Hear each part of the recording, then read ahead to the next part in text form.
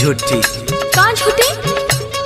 रात के ना कब मुलाकात करेलू, रात के ना कब मुलाकात करेलू, खाली फोनवे पर, खाली फोनवे पर, खाली फोनवे पर गंदा गंदा बात करेलू, खाली फोनवे पर गंदा गंदा बात करेलू, खाली फोनवे पर गंदा गंदा बात करेलू।